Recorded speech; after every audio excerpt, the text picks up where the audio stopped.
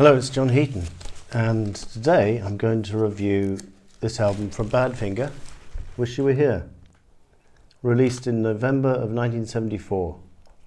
And it was their last album with the first lineup, or the first Badfinger lineup with Pete Ham in it.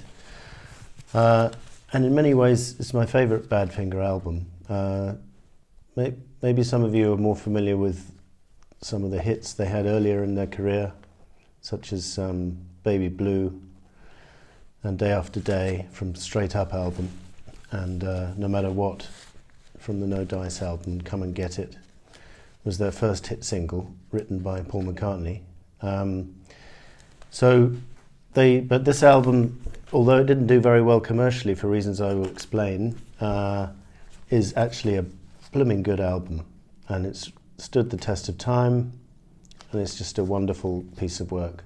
So a bit of history: this band started off on the Apple label, and I think it was because their manager Bill Collins walked into the Apple offices and managed to sweet talk someone who sweet talked Mal Evans, who sweet talked Paul McCartney, and they got their foot in the door there.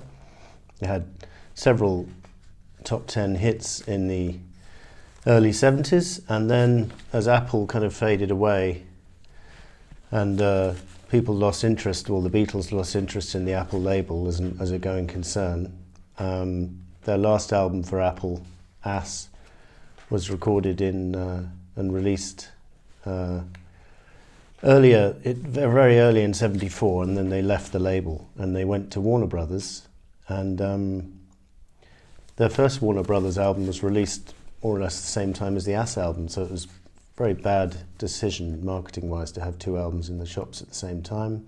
It didn't do very well. They regrouped, and then he went into the studio with Chris Thomas as the producer to record this album, and it was a much more determined effort than its predecessor. Chris Thomas, famous for having worked as George Martin's understudy on the White Album, and then also worked with Paul on Back to the Egg, and worked with the Sex Pistols, among others, as well, over the years. So a very famous producer. They were lucky to have him, and they went to the famous Caribou Ranch in Colorado. It's in a place called Nederland in Colorado. Unfortunately, it closed down as a studio quite recently. But over the years, was a very highly revered studio. A lot of people went there. Elton John recorded the album Caribou at that studio, and John Lennon visited there and played as a guest on Lucy in the Sky with Diamonds. Supertramp recorded there, Even in the Quietest Moments, at that studio. And then Badfinger recorded this one. I can't think of any others off the top of my head, but it was a top-notch studio. And they recorded this album between the 9th of April and the 7th of May 1974, with further work being done at Air Studios in London. This album is signed to me by Joey Molland, who I was lucky enough to meet at the 1993 Beatles convention in Liverpool, where I saw him perform. He was the only member of Badfinger to perform there because his bandmates Tom and Pete had both taken their own lives by that stage, tragically. And then in the bar afterwards, I managed to spend most of the evening with him, and we were buying each other drinks and got into very lengthy and great conversations about Badfinger, and actually not only the positive memories, but also the pain and suffering that they suffered, and the management or mismanagement that they experienced, which is, if you read the history of Badfinger, it's nothing short of criminal. The manager they had, Stan Polly, when they joined Warner Brothers, promised them the earth, ripped them off, and made himself quite rich, but the band saw very little of it. And this album, unfortunately, although it had already reached number 48 and sold many thousands of copies, was withdrawn just 7 weeks after its release. And it had already got a favourable review, very favourable review. I remember reading it in Rolling Stone by Bud Scupper, I think his name was, and very good review, saying it might maybe even their finest work. So the omens were good, and then it got withdrawn because of financial irregularities. Warner Brothers discovered that something had happened to the advance payments paid to the band, or there was some money unaccounted for. So this did nothing for the band's morale at the time. And then 5 months later, Pete Ham took his own life due to the ongoing financial situation.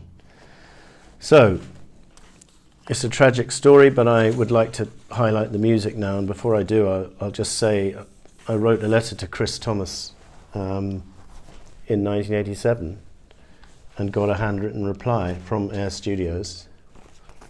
And he'd written my address on the front. Air Studios headed notepaper. I wrote him a letter saying how wonderful Wish You Were Here is as an album, how much I enjoyed it, and what a great job he did production-wise. And he wrote back, "Dear John, thanks for your letter about Wish You Were Here. It's funny, but in the past 6 months I came across someone in Milwaukee who was busy making tape copies to give to friends, and a top producer in Tokyo who calls this album his Bible. The record certainly didn't get a fair crack of the whip when it was released, which disappointed all of us, as we really tried to make it the best record we had ever made. So it really means a great deal to receive a letter like yours, more so after such a length of time. Let's lobby for a CD release. Best wishes, Chris Thomas." 19th of June 1987, the same day as I first met Paul McCartney, and have those pictures with me and Paul. And I think I must have heard that he was recording at Air. So I just wrote to him on the off chance that he was still there, and I got this wonderful reply, which I've kept obviously over the years. Brilliant. So to the album, I would say Pete Ham is close to his best on this album, with some wonderful tracks. The opener, Just a Chance, is a good rollicking rocker with good band sound and some Average White horns from the Average White Band horn section playing along as well. They're the only guest musicians, although there's some orchestration from Anne Odell. But on this track, it's mainly the horns supplementing the Badfinger lineup of Joey Molland vocals, guitar, Pete Ham vocals, guitar, keyboards, Mike Gibbons vocals, drums, keyboard, and Tom Evans vocals and bass. So a good strong opener from Pete Ham, maybe not one of his all-time classics, but interesting cover here, by the way. Wish You Were Here, with this picture of them supposedly in the Navy, having a great time on shore leave, having a few drinks with the ladies, and then the ashtray and the leftover drinks in the back. I think it's a very clever cover. This album was very rare on vinyl for years and years, and I picked up a copy. I didn't pay too much for it, but I think I paid 15 or 20 quid, which was still quite a lot. I think if you want it nowadays, it fetches 50 or 60 quid. But happy to say it has been released on CD. So after Pete's opener, you get a great track written by Mike Gibbons, who quite often wrote tracks for the band and either shared the singing with someone or donated the singing to someone. And here he sings the lead along with Joey Molland, brilliantly sung together, and lovely guitar work from Joey and Pete. It's difficult to know who plays what solo. This album is chock-a-block full of great guitar work, and they were both great guitarists, and Joey Molland still is to this day. And it's a great fun track with harmonies to the fore. And then we get the first sign that something might not be quite right in the Badfinger camp with Joey's soul-bearing song, Gotta Get Out of Here. And the lyrics say it all, really. He was to leave the band a few months after this album, and he was disillusioned by the management and by the lack of momentum in the band, and they were arguing as well, as all bands do. And it's a heartbreaking song with just Joey accompanying himself on acoustic for the main part, along with some nice keyboards kind of an organ or something accompanying him, presumably played by Pete. So heartbreaking, but very beautiful tune and well delivered. No One Knows from Pete Ham is Pete Ham at his melodic best.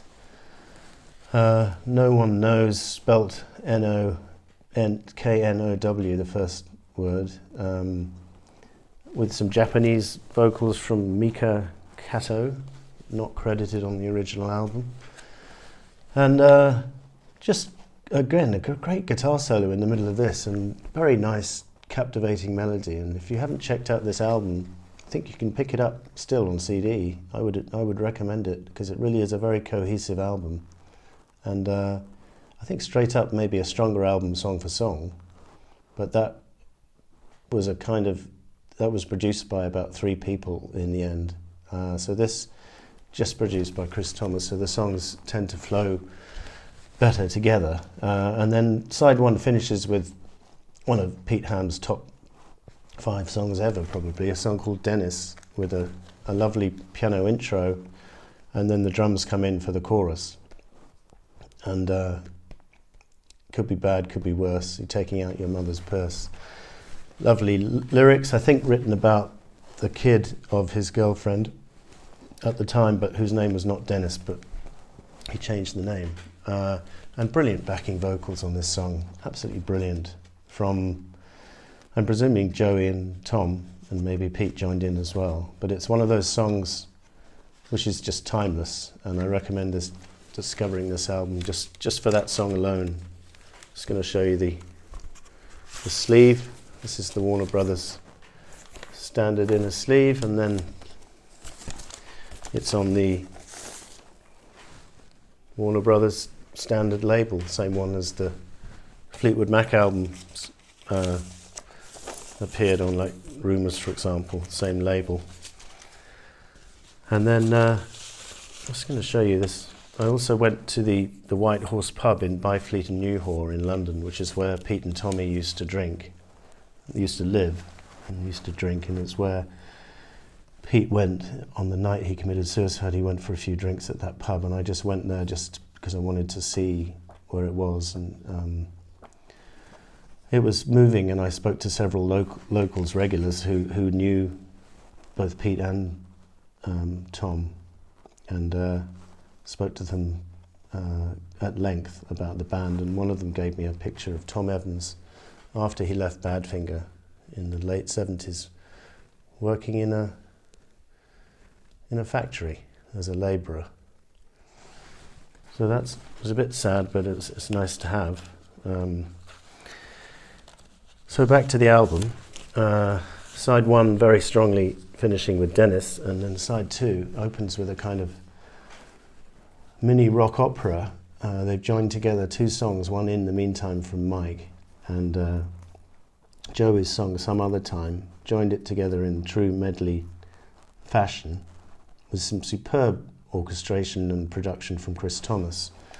You know, if not a full orchestra, then a lot of hefty strings and accentuating the beat of the song, and making it into a bit of an epic, really. And Mike sings a good lead vocal on this track, In the Meantime, with strange lyrics. Not sure what they mean, but they're quite interesting. And then Some Other Time is a good strong rocker from Joey, which fits very well with In the Meantime, and it makes for a great medley. Then we have a gorgeous ballad from Joey called Love Time, which is an acoustic number, and a guitar solo in the middle. I'm not sure if it was played by Pete or Joey, but it's absolutely beautiful. And then we get Tom Evans' sole vocal on the album. Unfortunately, by this time in Badfinger's career, he was taking a bit of a back seat in terms of songwriting, because earlier on he'd been quite prevalent. And King of the Load is his only track. Didn't even co-write any of the other tracks. But it's a beautiful track. It's about a drug dealer, I think. He's a natural friend with money to lend. I think that's what it's about anyway. And again, another great guitar solo in the middle, and I wish I knew whether it was Pete or Joey, but whoever it is, it's done superbly, and just great little song. Then meanwhile, back at the ranch, the start of another medley, the second medley of the album, and this one works even better than the first one. And here I do know who plays the solo, because I asked Joey just before I left the bar that night. I said, "Joey, who plays the solo on Meanwhile Back at the Ranch?" And he looked at me and went, "Me!" I went, "Great!" And then we both laughed and I went off into the night. And it's a short guitar solo, but it's great. Not that short, actually. Just a rollicking number from Pete, and this is, again, probably in my top 5 songs of his. Great drumming from Mike Gibbons throughout the album, and particularly on this track. And then kind of molds really nicely into Joey Molland's Should I Smoke, which closes the album, with some fairly depressive, desperate lyrics. Again, he was not a happy bunny when this album came out, when it's being recorded. Should I smoke or should I die? Somebody must tell me why. Should I laugh? Should I cry? That kind of stuff. And good guitar work, good drumming again from Mike to end the track, and a storming end to the album. And this album really deserved to be a really big success, and I think in many ways it has been rediscovered by some people, I hope, over the years, because it's more available now than it ever used to be when I was growing up. This was, as I say, very hard to find on vinyl. At least on CD you could relatively easily get hold of it. So I would recommend it. It's my favourite Badfinger album. Did a ranking of their albums recently and I put it top, and I probably would still put it top. Although Straight Up and No Dice are obviously brilliant albums as well, and all of the others. So thank you for watching, and see you next time.